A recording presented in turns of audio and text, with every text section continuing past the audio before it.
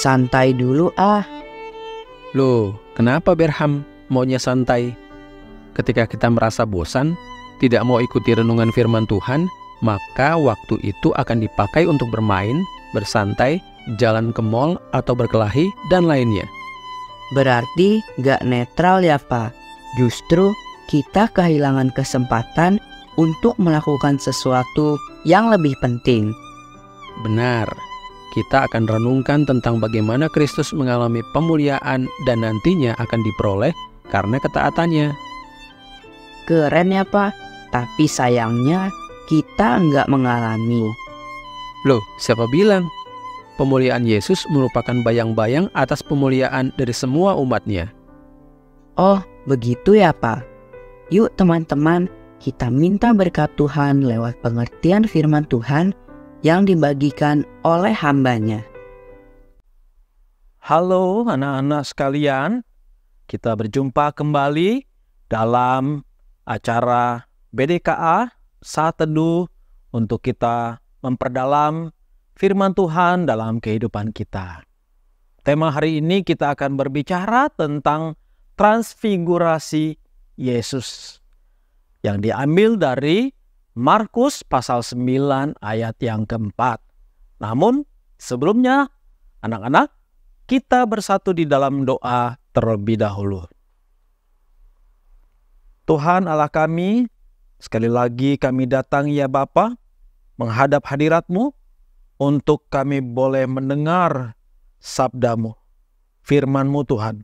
Kiranya menolong hamba-Mu yang menyampaikannya dan anak-anak di rumah yang mendengarkannya.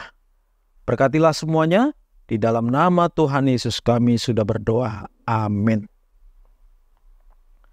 Nah anak-anakku sekalian, kita sudah mendengar bagaimana Simon Petrus, salah seorang murid Tuhan Yesus, dia berusaha untuk membela Tuhan Yesus.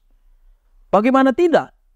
Ketika Yesus mengatakan bahwa ia akan menderita dan akan mati di atas kayu salib, Simon Petrus mencegah Yesus untuk jangan berkata hal-hal yang demikian. Mungkin barangkali bagi Simon Petrus itu tabu. Itu tidak boleh dikatakan karena dia adalah seorang guru. Jangan sampai Yesus mati dan terdengar oleh orang banyak, karena itu akan mengganggu stabilitas. Nah, anak-anak, setelah Simon Petrus membela Yesus seperti itu, tetapi Tuhan Yesus ternyata justru mengatakan kepadanya bahwa enyahlah engkau iblis. Tuhan Yesus marah sama Simon Petrus. Mengapa? Karena Petrus ternyata memikirkan apa yang dipikirkan oleh manusia pada umumnya. Maka Yesus tidak mau membiarkan Simon Petrus berpikir secara manusia. Simon Petrus harus memahami kehendak Allah. Apa yang Tuhan mau bagi Yesus. Bahwa Allah mengutus Yesus, anaknya yang tunggal itu, untuk datang ke dalam dunia ini, menyelamatkan manusia yang berdosa, yaitu saya dan kalian, dengan jalan menderita dan mati di atas kayu salib. Nah anak-anak, Petrus membela Yesus. Tetapi justru Yesus menegur dan memarahi Simon Petrus. Namun kali ini, cerita kita pada hari ini adalah justru ketika Simon Petrus sudah dimarahi, Simon Petrus justru mendapatkan anugerah. Simon Petrus menjadi orang yang beruntung karena apa? Karena kemudian Yesus membawa murid-muridnya ke atas gunung dan secara khusus ke puncak gunung. Yesus membawa Petrus, Yohanes, dan Yakobus. Mereka bertiga adalah murid-murid yang dikasihi oleh Yesus. Mereka dibawa naik ke gunung yang tinggi. Untuk apa? Untuk melihat kemuliaan Kristus. Nah, anak-anakku, waktu mereka di atas gunung itu, tiba-tiba mereka bertiga melihat sesuatu yang berbeda dari Yesus. Sesuatu yang terang benderang, yang menyinari wajah Yesus. Dan bukan hanya wajahnya, seluruh tubuhnya sangat terang benderang. Wah, sesuatu yang sangat indah untuk dilihat, namun menyilaukan mata, karena yang keluar dari tubuh Yesus adalah hal yang terang benderang. Pakaian Yesus pun sangat putih berkilat-kilat, dan Yesus berubah rupa di depan mereka. Dan yang paling menghebohkan tentunya adalah Yesus ternyata tidak sendirian di sana, anak-anak. Tiba-tiba murid-murid melihat dua sosok pribadi yang pernah mereka tahu, yang pernah mereka dengar di dalam perjanjian lama, yaitu Musa dan Elia. Mereka juga ternyata dilihat secara terang benderang, pakainya putih berkilau-kilau. Wah, murid-murid melihat dua orang tadi dan mereka kemudian merasa ketakutan. Murid-murid melihat Musa dan Elia. Kita tahu, anak-anak, bahwa Musa sudah lama mati.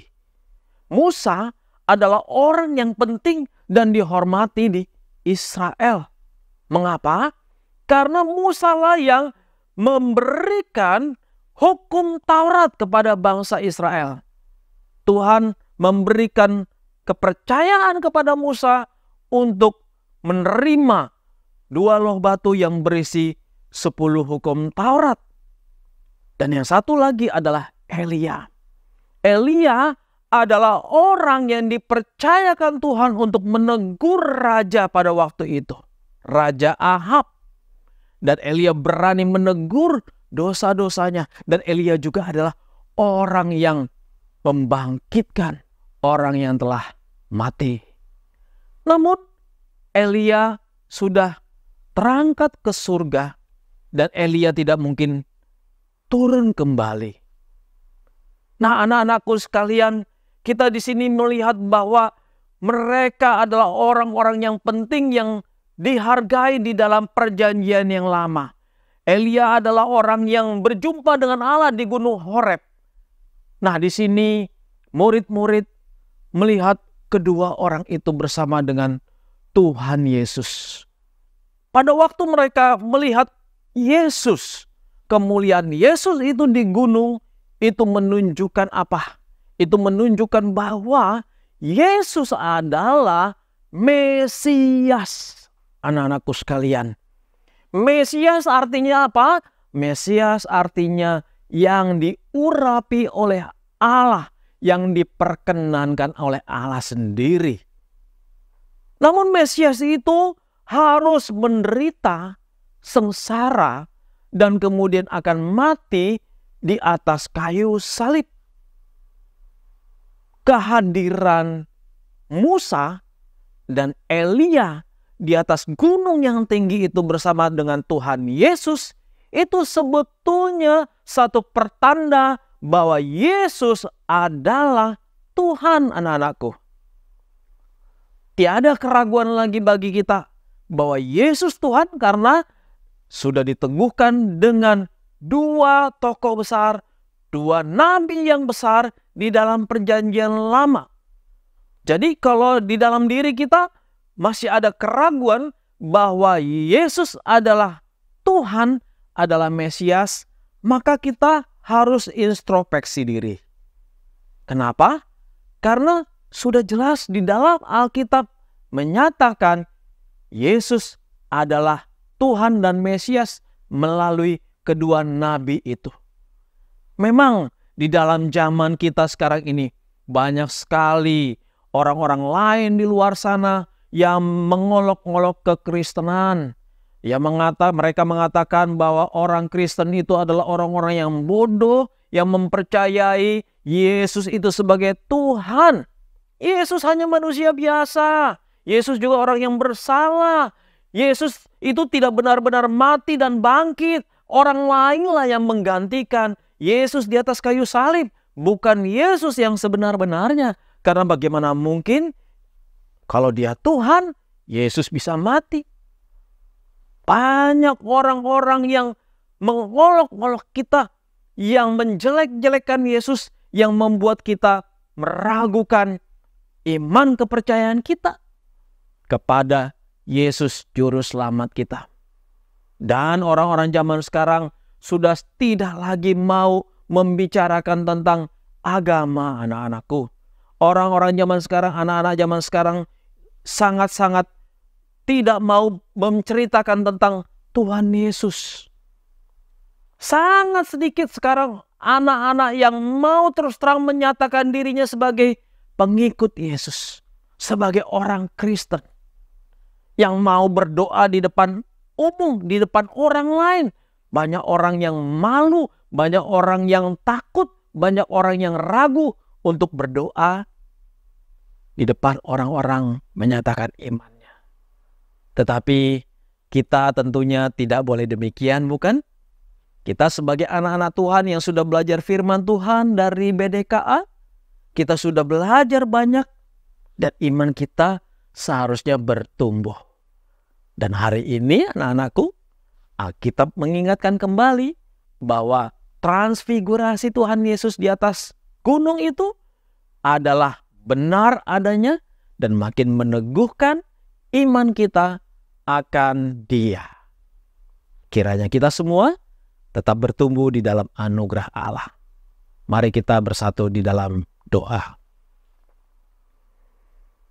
Ya Tuhan, kami datang kepadamu. Terima kasih untuk pelajaran hari ini ya Allah. Kami boleh melihat bahwa Yesus adalah Tuhan. Karena Yesus dipermuliakan sendiri oleh Allah. Dan biarlah kami tidak ragu bahwa Yesus adalah Tuhan dan Juru Selamat kami yang hidup. Inilah doa kami. Demi nama Yesus kami sudah berdoa. Amin.